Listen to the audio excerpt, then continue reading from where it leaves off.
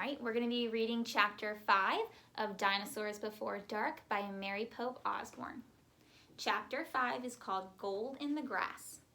"Go, go," said Jack. He threw his notebook into his pack. He pushed Annie towards the rope ladder. "Bye, Henry," she said. "Go," said Jack, and he gave Annie a big push. "Quit it," she said, but she started up the ladder. Jack scrambled after her. They tumbled into the treehouse. They were panting as they looked out of the window at the dinosaur. He was standing on the hilltop, eating flowers off of a tree. "Oh man," whispered Jack, "we are in a time long ago." The dinosaur looked like a huge rhinoceros, only he had 3 horns instead of 1. 2 long ones above his eyes and 1 on his nose. He had a big shield-like thing behind his head. "Triceratops," said Jack. "Does he eat people?" whispered Annie. "I'll look it up." Jack grabbed the dinosaur book and he flipped through the pages. "There," he said. He pointed to a picture of a Triceratops and he read the caption. The Triceratops lived in the late Cretaceous period. This plant-eating dinosaur weighed over 12,000 pounds. Jack slammed the book shut. "Just plants, no meat." "Let's go see him," said Annie. "Are you nuts?" said Jack. "Don't you want to take notes about him?" asked Annie. "We're probably the first people in the whole world to ever see a real Triceratops." Jack sighed. She was right.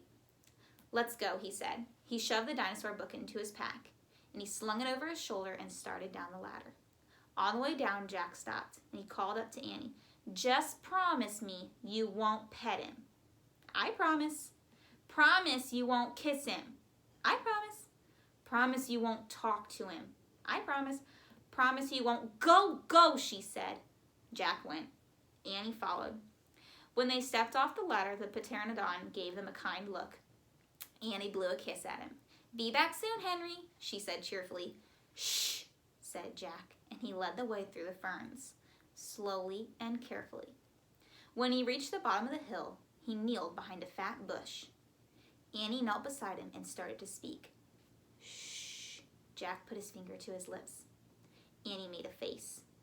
Jack peeked out at the Triceratops.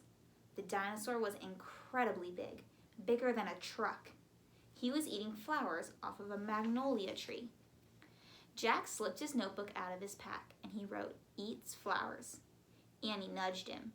Jack ignored her. He studied the Triceratops again. He wrote, "Eats slowly." Annie nudged him harder. Jack looked at her and Annie pointed to herself. She walked her fingers through the air and then she pointed at the dinosaur and she smiled. Was she teasing? She waved at Jack.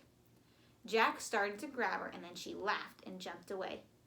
Annie fell into the grass in full view of the Triceratops. "Get back," whispered Jack. Too late. The big dinosaur had spotted Annie. He gazed down at her from the hilltop. Half of a magnolia flower was sticking out of his mouth. "Oops," said Annie. "Get back," Jack shouted at her. "He looks nice, Jack." "Nice? Watch out for his horns, Annie."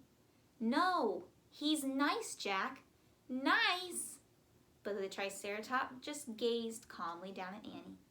Then he turned and he loped away. Loped means ran. Down the side of the hill. "Bye," said Annie, and she turned back to Jack. "See?" Jack grunted. But he wrote in his notebook, "Nice." Here's a picture.